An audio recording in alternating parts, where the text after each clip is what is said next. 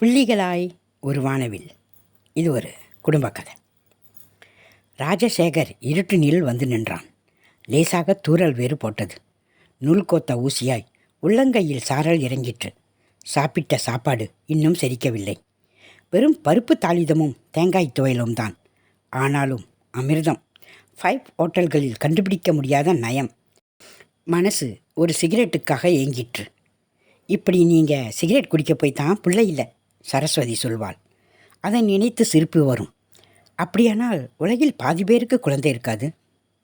என்ன சிரிப்பு? சிகரெட் குடிக்கிறது நல்லதில்லைன்னு சொல்லு, ஒத்துக்கிறேன். ஆனால் பிள்ளை பறக்காதுன்னு சொல்லாத. விட்டுடுன்னு சொல்லு சரஸ்வதி.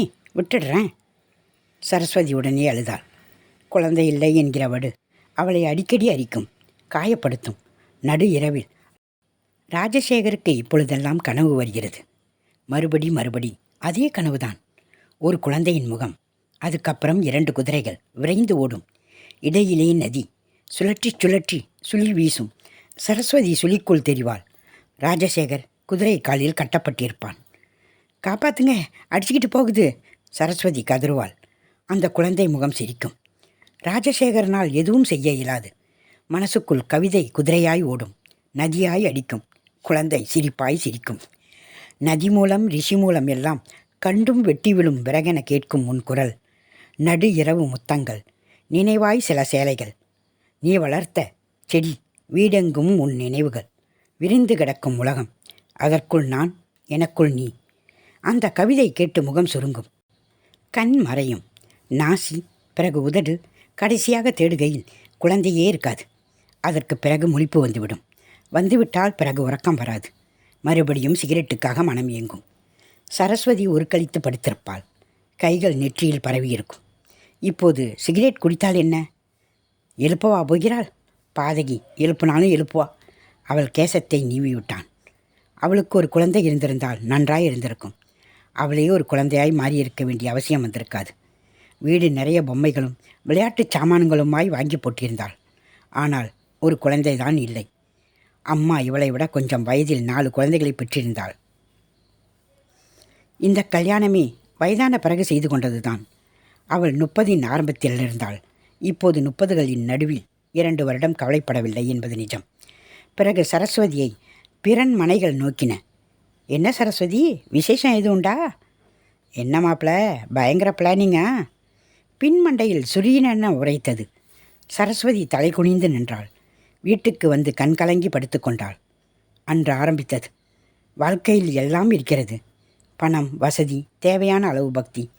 ஆனால் குழந்தை இல்லை. சரஸ்வதி, இன்னைக்கு ஹாஸ்பிட்டல் போகணுங்க, பீரியட்ஸு தள்ளி போயிருக்கு, கண்மின்ன சொன்னாள். ராஜசேகருக்கு கூட சந்தோஷம் அலையடித்தது. எல்லாம் டாக்டரை பார்க்கும் வரைதான். மிஸ்ஸஸ் சரஸ்வதி, நிறைய குழப்பிக்கிறீங்க, அதனாலேயே பீரியட்ஸ் லேட் ஆகுது. This is just late periods mister Rajasekhar. அங்கேயே சரஸ்வதி மிம்மினாள். ராத்திரி திடீரென விழித்து பார்க்கும்போது பக்கத்தில் இல்லை. சமையலறை நடுவில் கிடந்தாள். பக்கத்தில் தூக்க மாத்திரை புட்டி. கடவுளே! அவசரமாய் ஆஸ்பத்திரியில் சேர்த்தான். Enema, ட்ரீப், Dettol, phenyl, டெட்ராக்சின், அமெக்சின். மீண்டும் சரஸ்வதி. இனிமேல் இந்த மாதிரி பண்ணாத சரஸ்வதி. உனக்கு குழந்தை வேணுமா? வா, தத்தெடுத்துக்குவோம். வெறுத்தபடி உட்கார்ந்திருந்தாள். திருப்பதிக்கு போய் காணிக்கை போடுங்க, என் வயிற்றில் உங்கள் பிள்ளை வேணுங்க, வேண்டிக்குங்க. சரஸ்வதி நகையை கலற்றி கையில் தந்தாள். விற்றுருங்க, விற்றுட்டு அவ்வளவையும் அப்படியே உண்டியலில் போடுங்க, கடவுள் எனக்கு கண்ணு காட்டுவாரில்ல. சரஸ்வதி அள்ளி கோதிக்கொண்டான் ராஜசேகர். மனசுக்குள் ஒரு குரல், எனக்குள் நான், உனக்கு நீ, நமக்குள். சரி. திருப்பதியில் இறங்கினதும் வெங்கடேசன் நின்றிருந்தான். 5 வருடங்களுக்கு முன் பார்த்தது. மெலிந்திருந்தான். பையை சிநேகமாய் வாங்கி கொண்டான். தோலை தழுவியபடி அனைத்து ஆட்டோவில் ஏற்றினான். ராஜசேகர் பையில் பணத்தை ஒரு முறை தொட்டு பார்த்து கொண்டான். வெங்கடேசன் இந்த பணத்தின் கதையை கேட்டு சிரிக்கக்கூடும். நகையை காணிக்கையாக்கினால் எல்லாம் சரியாகிடுமா? தெரியவில்லை.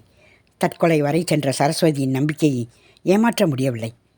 எத்தனை குழந்தைங்க சேகர்? இல்லை. எல்லோரும் பார்த்ததுமே கேட்கிற கேள்விதான். ஆனால் பதில் வந்ததும் கவலைப்படுவார்கள். வெங்கடேசன் அவனை ஆதரவாய் பற்றினான். எனக்கு 6 மாதமாச்சு மச்சான். லதா எப்படி இருக்கா? இருக்கா. அப்பா அம்மா கல்யாணத்துக்கு சம்மதிக்கலை சேகர். லதா வேலைக்கு போகிறதையும் நான் விரும்பலை. சின்ன வீடு, 2 ரூம் தான், ஒரு குழந்த, சந்தோஷந்தானே? ஏனோ சந்தோஷம் இல்லாமல் அவன் சொன்ன மாதிரி இருந்தது. லதாவை கிட்டத்தட்ட 6-7 வருடங்களாய் வெங்கடேசன் காதலித்தது தெரியும். வெங்கடேசன் பணத்தில் புரண்டவன். 2 ரூம் அவனை நிச்சயம் கஷ்டப்படுத்தும். அந்த முகச்சுளிப்பு பேச்சில் தெரிந்திருக்கும். வீடு என்று கூட அதை சொல்ல முடியாது என்பதை அதை பார்த்த பிறகுதான் ராஜசேகர் தெரிந்து கொண்டான். தட்டி போட்ட தாழ்வாரம் ஒன்றும் சமையலறை ஒன்றும். லதா முன்னை பார்த்ததற்கு ஏகத்துக்கு கருத்திருந்தாள். உள்ளறையிலேயே தொட்டில் ஒன்று இருந்தது.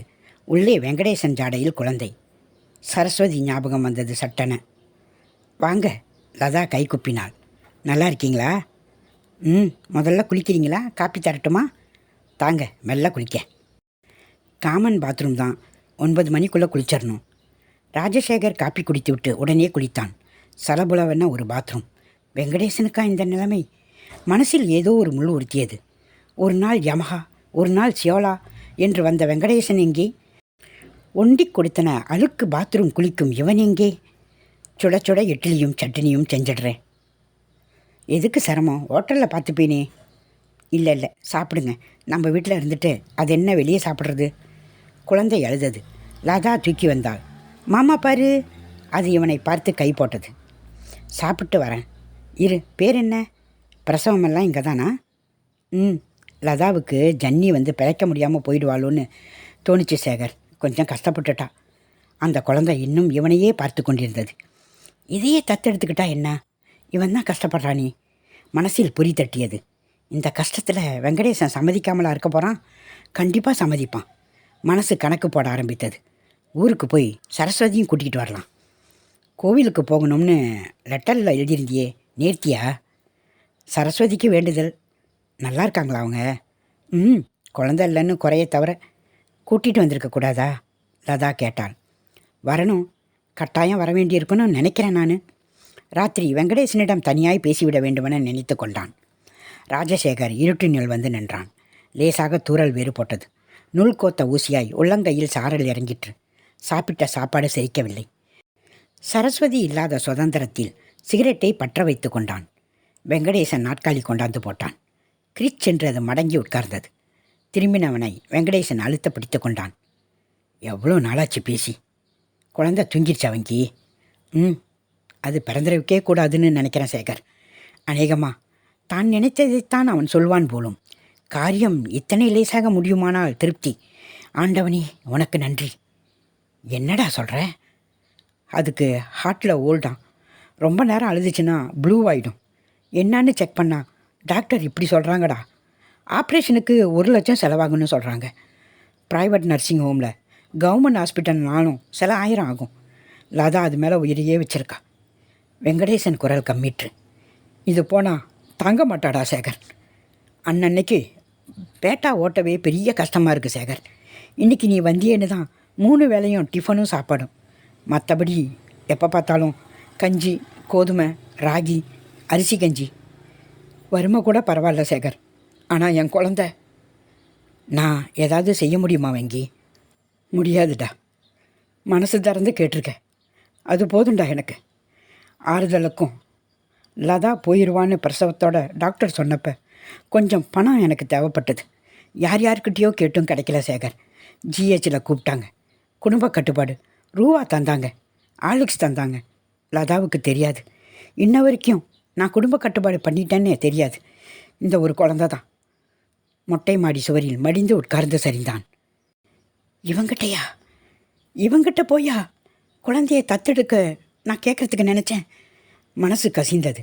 ராஜசேகர் கீழிறங்கி போய் பணத்தை எடுத்து வந்தான். சோரோரமாய் மடிந்து கிடந்த வெங்கடேசன் கையில் திணித்தான். வச்சுக்கடா, குழந்தைக்கு ஆப்ரேஷன் பண்ணு. 1.5 லட்சம் இருக்குது. இல்லை சேகர், வேணாம் சேகர். நான் உங்ககிட்ட பணம் கேட்கல. என் துக்கத்தை உங்ககிட்ட பகிர்ந்துக்கலான்னு. வச்சுக்கடா, வட்டி இல்லை, கடன் இல்லை, நேர்த்தி.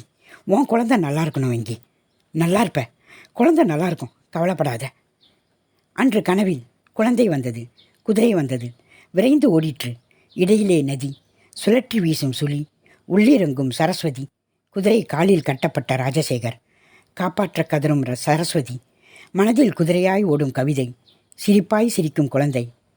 ஆனால் இன்றேனோ குழந்தை மறையவில்லை. கரையில் முழுசாய் நின்றிருந்தது. அதன் கையை பிடித்தபடி ஒரு பெண். யாரது? சரஸ்வதி.